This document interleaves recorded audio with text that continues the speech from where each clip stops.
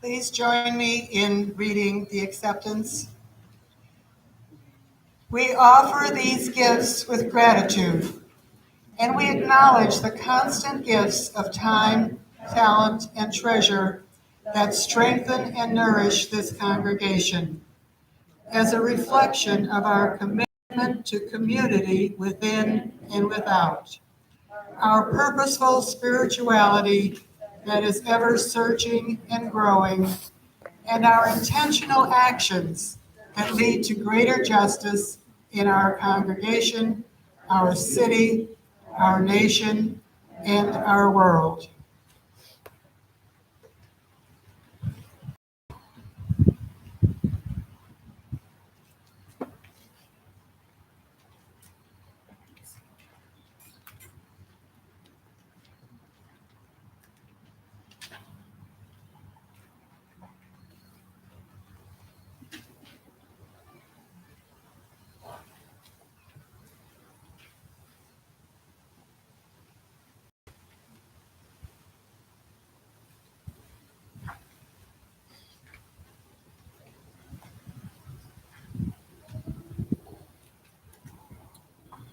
This morning's global scripture reading comes from the really peerless book by Annie Dillard called Holy the Firm.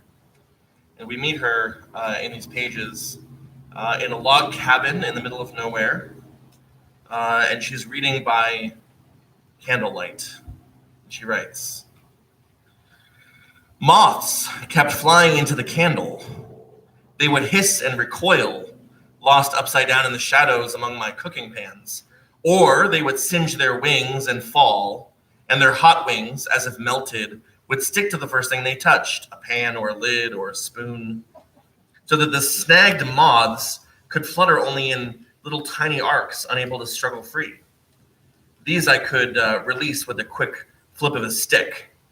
In the morning, I would find my cooking stuff gilded with torn flecks of moth wings, triangles of shiny dust here and there on aluminum. So I read and boiled water and replenished candles and read on. But one night, a moth flew into the candle, was caught, burnt dry, and held. I must have been staring at the candle, or maybe I looked up when a shadow crossed my page. At any rate, I saw it. A golden female moth, a biggish one with a 2-inch wingspan. It flapped into the fire, dropped her abdomen into the wet wax, stuck, flamed, frazzled, and fried in a second.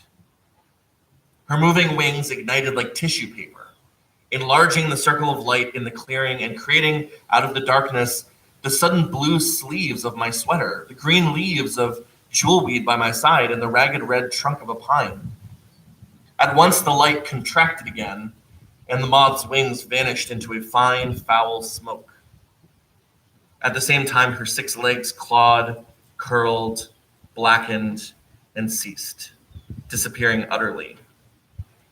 Her head jerked in spasms, making a spattering noise, and her antennae crisped and burned away, and her mouth parts crackled like pistol fire.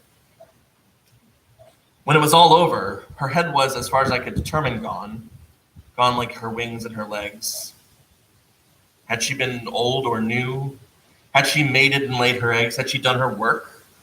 All that was left was the glowing horn shell of her abdomen and thorax, a fraying, partially collapsed gold tube jammed upright in the candle's round pool. And then this moth essence, this spectacular skeleton, began to act as a wick. She kept burning.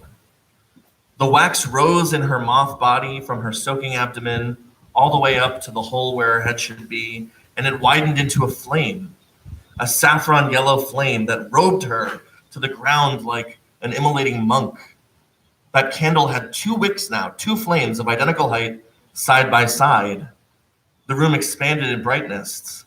The moth's head was fire. She burned for 2 hours until it was out. She burned for 2 hours without changing, without bending or leaning, only glowing within, like a building fire glimpsed through silhouetted walls, while I read by her light. while night pooled wetly at my feet.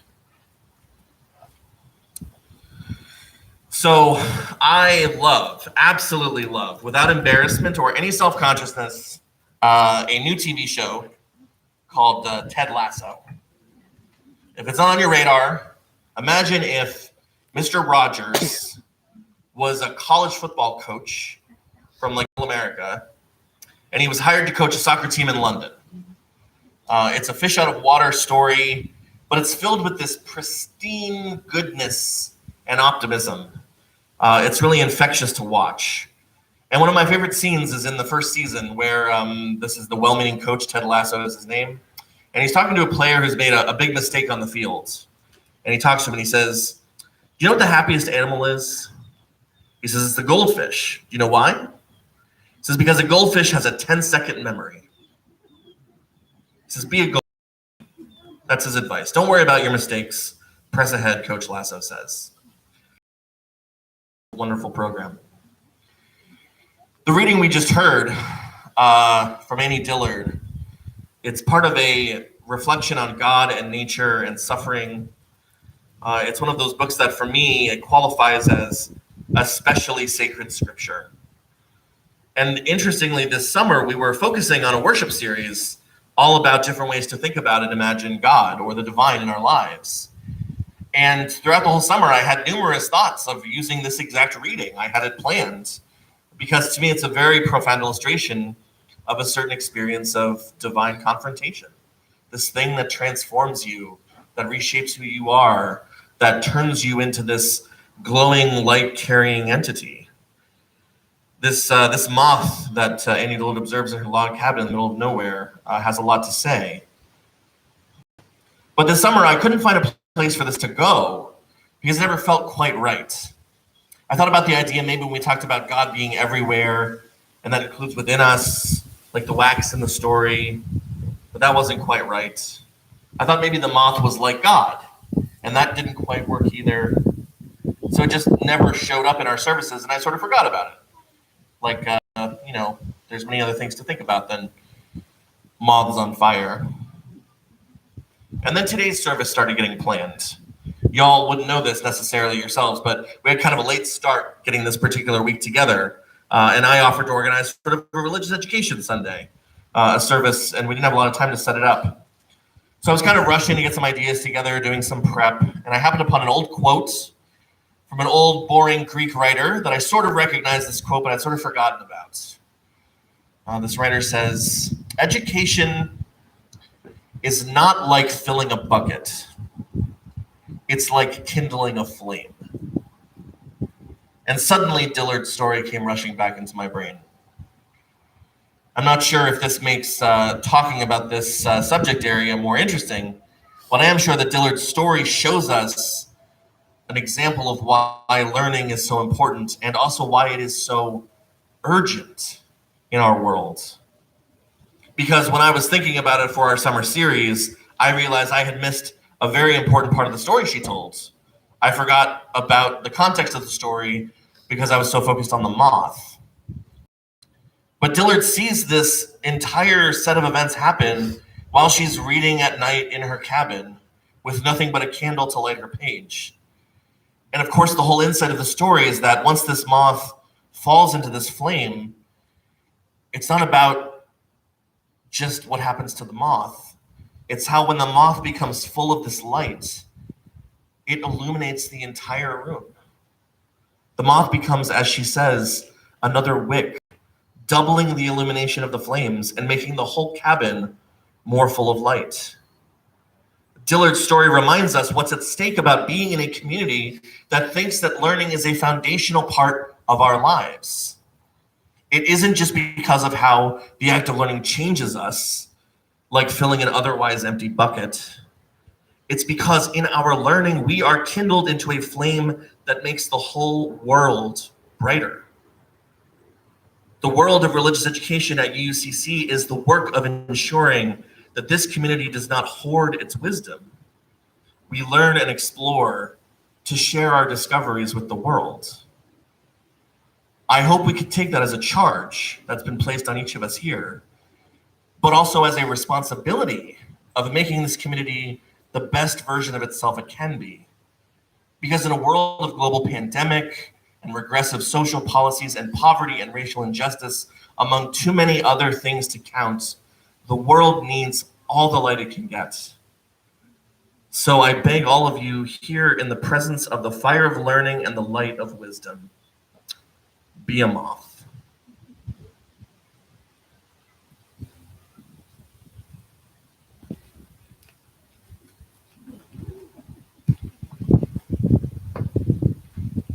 Our closing hymn today is Building a New Way.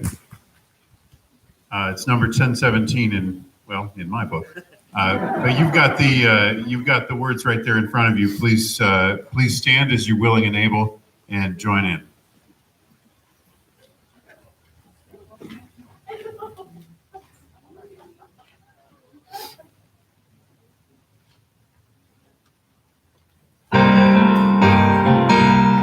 We are building a new way. We are building a new way. We are building a new way, feeling stronger every day. We are building a new way. We are working to be free. We are working to be free. We are working to be free. Hate and greed and jealousy. We are working to be free. We can feed our enemy. We can feed our every need. We can feed our every need. Start with love that is the seed. We can feed our every need. Peace and freedom is our right. Peace and freedom is our cry. Peace and freedom is our cry. Without peace, the world will die. Peace and freedom is our cry. Building a new way.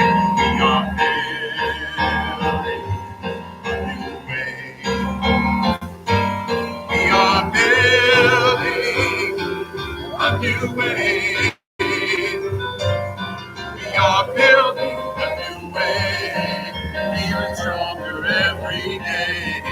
We are building a new way.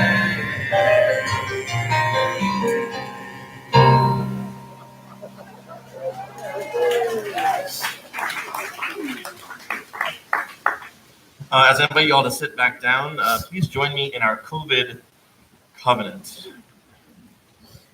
In beloved community, we welcome everyone, absolutely everyone, into the space of worship and fellowship. In this time of pandemic, we covenant to respect one another by considering the safety and comfort of others before ourselves, to respect the policies our leadership has established, and to take all of our steps with one another with grace and understanding as we work to make this a truly safe place for all people. Our final words as we get ready to leave this morning are words of invitation. School is back in session. We need teachers, we need facilitators, we need conversation partners and organizers and listeners, and there are all kinds of ways to exercise your RE muscle here at UUCC. But make no mistake, the world needs learners and skeptics who are unwilling to stop searching. So let's enter the world and never forgetting to be about the business of learning.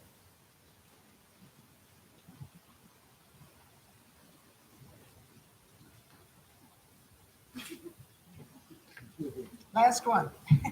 One more read along until you memorize it. We extinguish this flame, but not the light of truth. the warmth of community, or the fire of commitment. These we carry in our hearts until we are together again. Amen.